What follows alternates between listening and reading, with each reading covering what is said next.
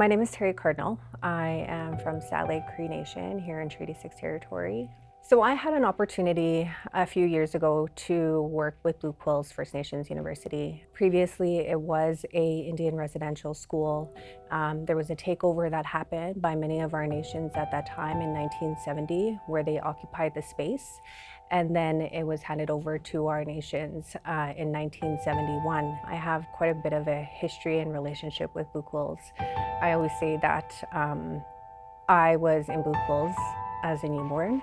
My mom was actually pregnant with me, taking courses at Blue Quills when she was pregnant, and she went back to school 2 weeks in, and I was in class with her.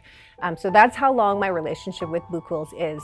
And so I've completed 2 degrees with Blue Quills University, and I have gone back there in the last few years to do work and research as an IRS coordinator for the search for unmarked graves. So in my research at Blue Quills, I had the opportunity to sit with Indian residential school survivors, some of them family members. And one of the things that I realized is that there was very much an absence of love in Indian residential schools, and how that transferred into how survivors then parented their children after Indian residential schools. Part of my work with healing within my own family has been talking about love with my dad. My dad is an Indian residential school survivor.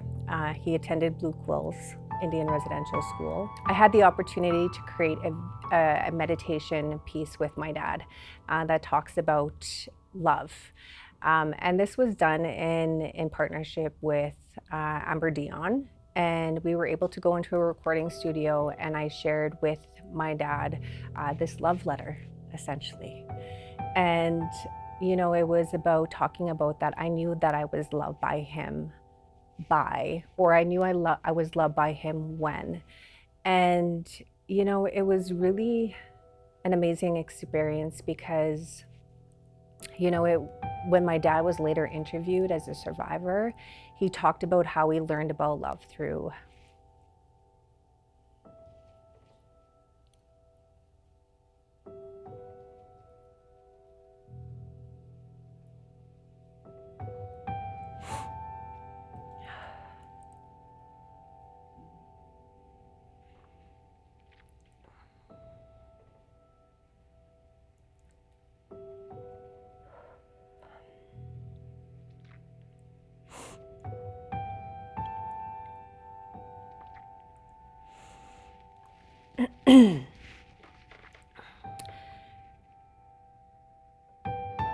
My dad shared something really powerful, and it was that he learned about love through me. As a mom, it's a reflection of really the learnings that I've had from my own children.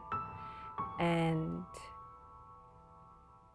you know, to be able to have a relationship with my dad and see the relationship that he has with his grandchildren and saying the words "I love you" is really transformative in our family and can be and is in our communities. There is something that my 15-year-old daughter Ella taught me, and what she said is that, "Mom, if people knew about Indian residential schools or knew more about the history, they would have more compassion for us, and they would have a better understanding, and maybe we wouldn't see as much racism or discrimination against our people." It's that simple. Get educated. What we are looking forward to this year is that we are creating with Macewan University an Indian residential school education program. This is completely guided by survivors and Indigenous folks from the community. And at the end of it, our hope is that we have an educational resource of some sort to provide to the public. I think that if we can sit in spaces and openly you know, in whatever capacity that we are, share love, that families heal, that things change. And so being respectful and mindful of that is really important.